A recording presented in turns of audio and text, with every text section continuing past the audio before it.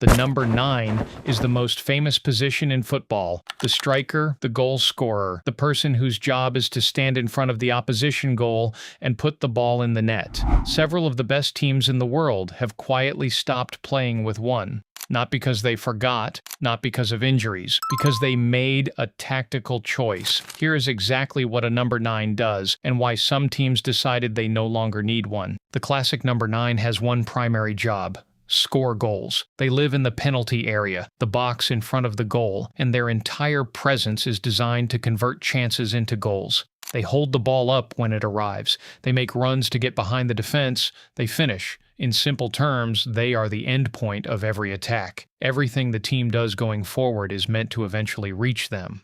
So why would anyone remove the most direct route to scoring? Here is the counterintuitive part. A traditional number 9 is only useful when the ball is near them. For most of a match, they are standing relatively still, waiting. The team around them is working. The 9 is waiting to be found. Modern football noticed this. A high-level team might have the ball for long stretches and generate a lot of play.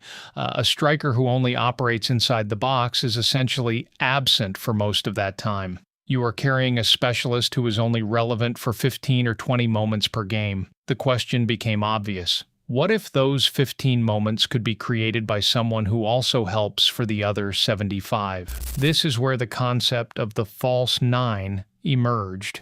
Instead of a fixed striker, a team plays a forward who drops deeper, pulling central defenders out of position with them. That creates space behind the defense. The midfielders and wide players then run into that space instead.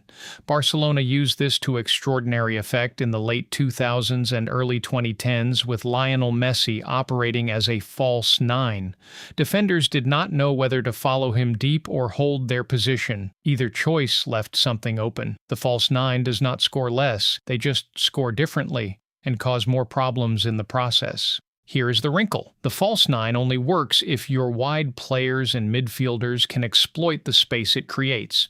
If they cannot make those runs, you have simply removed your striker for no reward. The tactic demands quality across the entire attack, not just in one position. That is why not every team can do it, and why the teams that do it well tend to be very good at football generally, which is a slight coincidence. At this World Cup, you are watching both approaches in real time. Some teams line up with a clear number 9, a physical presence, a target in the box. Others start matches with no fixed striker at all. The difference in how each team attacks and where their goals come from is the tactical argument made visible. One position, two philosophies.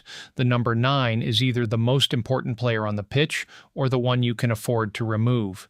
Both arguments are correct, depending entirely on what surrounds it. The game has not changed. You have. You're welcome. Subscribe if you enjoyed this type of content. It means a lot.